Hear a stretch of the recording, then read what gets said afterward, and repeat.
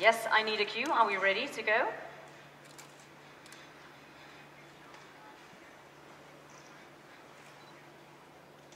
Right.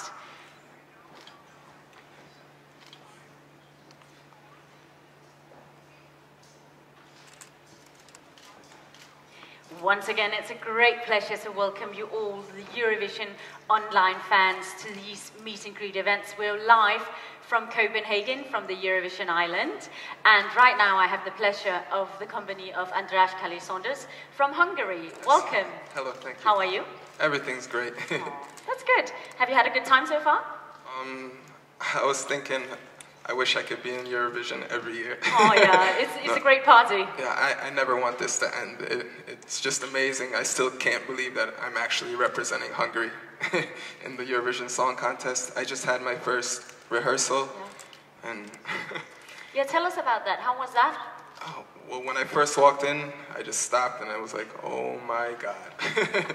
I've never stood on a stage this big in my life, but it's amazing. I'm never going to forget this. So does that make you nervous, or does that make you look forward to your performance? Oh, I'm looking forward to it. No nerves? No, I'm not nervous now. Hopefully it stays like this, but I just want to see the entire place packed, and hopefully they cheer for me. Yeah, and sound and lighting and everything was the way you was hoping for it to be? Everything is perfect. The sound, the lighting, everything. It's just amazing. That's good to hear. Andras, this is the third time that you took part in the national selection for the Eurovision Song Contest. What about it attracts you so much that you come back 3 times? Well, the first time I watched Eurovision, I told myself, wow, it would be amazing to stand on that stage. And another reason is that I never forget that if it wasn't for my fans, I wouldn't be András Kállay-Saunders, the singer. I just want to, I don't know, it's like I want to repay them. I want to make them proud of me. I want my country to be proud of me. And I just hope that I could make that happen by doing something good on that stage next week. Do you keep a close connection with your fans? Yeah, it's weird. Sometimes I don't even like calling them my fans. I don't know, they're like my friends. At least my fan friends. I don't know, we have a different kind of connection, I think, a relationship. I like speaking to them. I write back to their letters. Not all of them, because sometimes there's too many, but I think I have the best friends. Yeah. I'd like to return to that in just a minute, but first I have another question for you, because your song Running has a very serious theme. Can you maybe describe what the song is about? Well, first of all, there have been people that said, they asked me, don't you think this might be a little bit too serious for Eurovision? And the thing that I say is that the beautiful thing about music is that there are no boundaries or rules to the way one expresses themselves through music. So not every song has to be about love, heartbreaks, and stuff like that. Yes, my song is based on a true story. It's about a childhood friend of mine, and it's about child abuse and domestic violence. Wow. Well, returning to the fans, because we are operating under the hashtag #AskEurovision on Twitter, and Sammy Sweden has a question for you regarding the theme of the song. He says the theme of your song is very sad, but on the other hand, the tempo and the melody is rather upbeat and catchy. So can you elaborate on why you have chosen this contrast between theme and music style? Well, when we first wrote the song with Sakos Christian, we were in the studio, we sat down, I told him just start playing something on the piano, and I came up with the melody immediately. And it was weird, because I like to improvise, and I already had basically the lyrics of the song from my improvisation. But why? I don't know. If you actually don't listen to the lyrics, you could find yourself dancing during the chorus. But I guess this is an easier way to get the message and the song to people's ears. It'll make them want to listen more. If the whole song would be just very depressing and sad, they might just switch. But this way, you know, I grab the person's attention by the song being a little bit up-tempo and catchy, and then they get the message. Good point. Okay, does anyone in the audience have something they want to... Yes, a microphone is on its way, and we'll have a microphone for you. But we'll start here. Hi, Andras. Alistair Birch from Hello. SBS Radio in Australia. You have a lot of fans who love the music. We've played it several times on the Hungarian program in Australia. Thank you. The Kallay name pops up all over Hungarian history. Can you perhaps tell us a little bit about your family?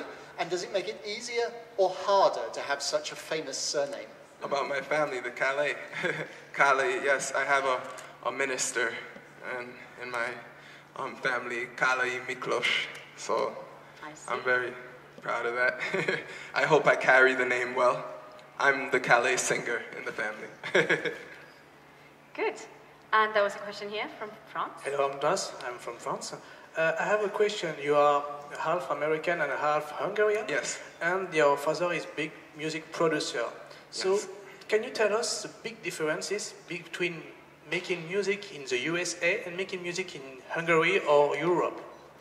Well, I spent most of my life in New York, in America. I spent 9 years in Hungary. The rest were in New York. Something that I could say is that since I came to Europe, since I've been in Hungary, I've opened up to different kinds of music.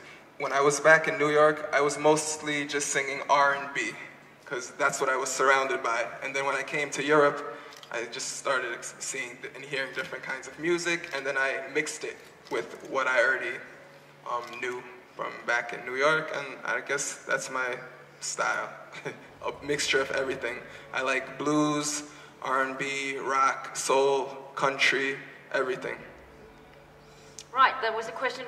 Okay, we'll come to you afterwards, yeah. Hello, Kallay, this is JP from Radio International. Quick question I have about, you are Hungarian, but you grew up in America, but Yes. do you also sing in Hungarian? And if you do, could you give us a bit of an example? You want to hear me sing in Hungarian? Yes, That would be nice. My first song 4 years ago in Hungary, my first single was in Hungarian, and the name of the song is Csak veled. All right, let me see. A dal újra szól, nem látlak sehol, tudom csak játszottál, őrült játszma volt. Gyúlnak a fények, lelkemben égnek, bárcsak mozdulnál. Börtönbe zárlak, kulcsommal éjjel lassan kattan rád. Zajos éjszakán, ma bennünk ég a vágy. Látom, hogy a szemed villan, rám talál, egy dallam járja át. Hajnalódik, mégsem érzem, csak veled. Wow. Thank you. This is becoming a whole a cappella concert here on stage. Isn't that fantastic? I think there was a question from Poland as well. Yes, hello. I'm Simon from Poland, as you said, Radio Newsletter. I had also the question about your American riffs, but I have another one. There was one US-born singer, Katrina, who won the Eurovision Song Contest, and I can tell you that among fans here and journalists, Hungary is mentioned as the one of few countries who may win this year. What is your expectation for that? Well, if I were to win, I think I might just faint on the stage. I don't know. Like I said, I still can't believe that I'm actually in the competition representing my country. I don't know. I'm just going to give it my all. I'm going to leave my heart on the stage. Hopefully, it's enough. We'll see. In Hungary, you were on the TV show called Megastar. Yes. I guess some of us know it as a national version of Idol. What did that experience give you that you can actually use here?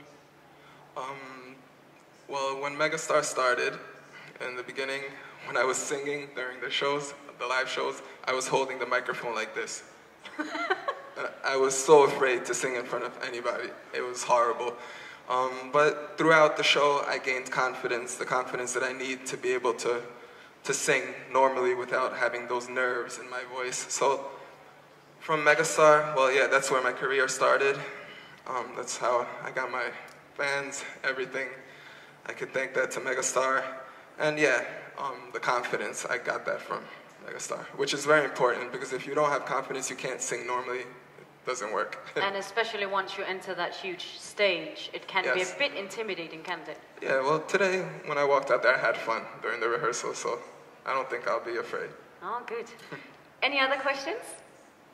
Otherwise, I have a question about your background because as it has been mentioned so many times before, you grew up in New York, but your father was also in the music industry. Yes. What has that meant for your relation to music and your preferences in music? Well, growing up, obviously, I basically was born into music because of my father. I remember when I was little, he would take me around on his tours, and I watched him on stage, and sometimes I sat out in the audience, and it was weird how just strangers sitting next to me were screaming for my father and cheering for him, and sometimes I tapped them, I was like, that's my dad. And I was just very proud. I just admire what he does, and I don't know, I always wanted to follow in his footsteps. So I guess that's why I'm here today. So you were very proud of him as a child, and now he's, I'm guessing, very proud of you. Yeah, now he's very proud of me. And something that people also don't know is that I never, ever asked him to help me with my career. Because... why is that? He also wanted this, and me too. I want to experience the struggle. It's not that sweet when it's just given to you on a plate. I want to go through everything. I want to fail. I want to fall on my face. I want to get up. I want to go through it all, because when I actually reach my goals, they'll mean a lot more to me. I can respect that. So has it been a struggle sometimes? Of course. Yeah, there was times when I felt, oh, my dream might not come true. I may never be that singer that I want to be. And then it just changes the next day. You never know what life brings. Like, just going to visit my grandmother, entering Megastar, everything that I ever wanted just happened out of nowhere.